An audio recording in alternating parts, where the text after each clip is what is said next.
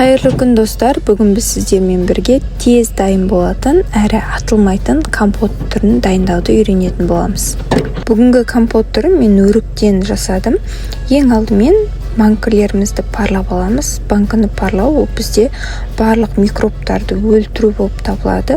Дәл видеодағыдай парлауларыңызға болады. Банкіні жаппас бұрын дәл осылайынан парлап алуға кеңес етемін, және де қақпақтарында қайнаған суға бір рет қайнатып алыңыздар. Келесі этапта өріктерімізді осылайынан таза етіп жуып аламыз, және де мен слива қостым, яғни қаралыны да жақсылап жуып алып, апельсиндерімізді дәл осылайынан турап, мятамызды да жақсылап содаға салып жуып алатын боламыз. Жуылған өріктерімізді парланған банкілерімізге осылайынан бөліктерге бөліп салып шығамыз.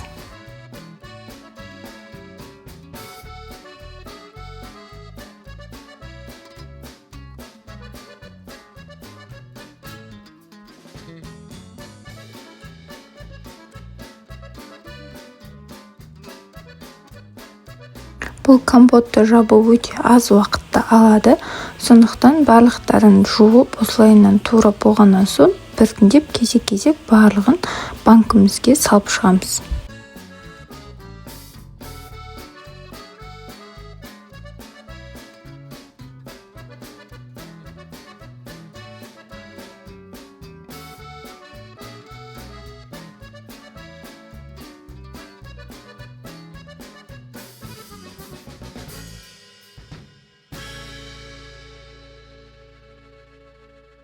Мен қантты әрбір литрге 100 грамм қант қосамын, яғни 2 литрлік компотымызға мен 200 грамм қант қостым. Барлығын дайындап болғаннан соң оның үстінен қайнап тұрған ыстық суды осылайынан құйып шығамыз.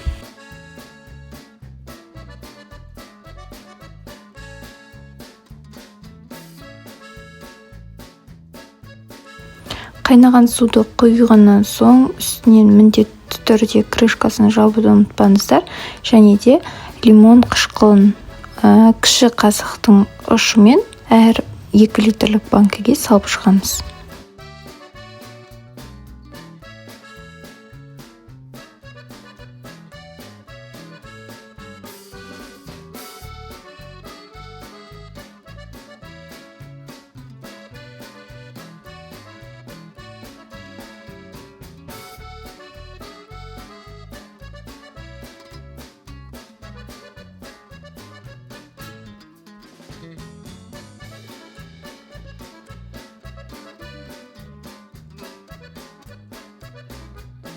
Менде осындай жапқышымызды жабу үшін осылайынан ең соңғы қатарына алып барып аламыз. Біріншіден, сосын банкінің бетіне қойып, жаймендеп бұраймыз.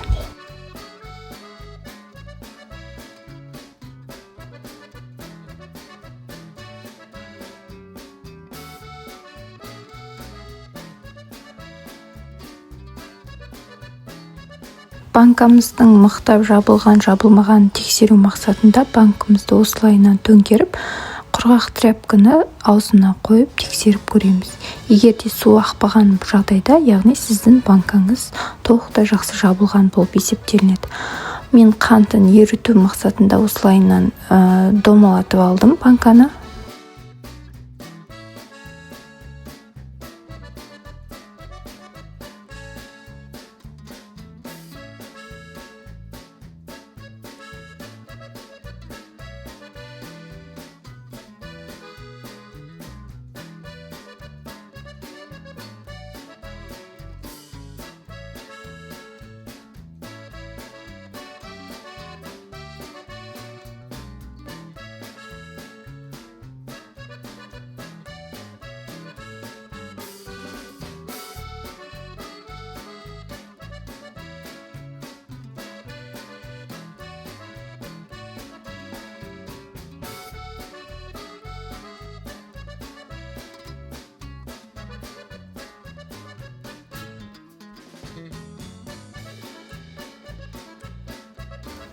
Кез келген жеміс түрін осылайынан жабуларыңызға болады. Мен бүгін қаралы мен өріктен жаптым компотты.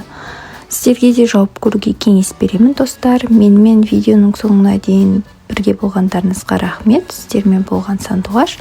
Егер де видео ұнаса, видеома лайк басып, пікір қалдыруды ұмытпаңыздар. Және де достарыңызбен бөлісуді де ұмытпаңыздар.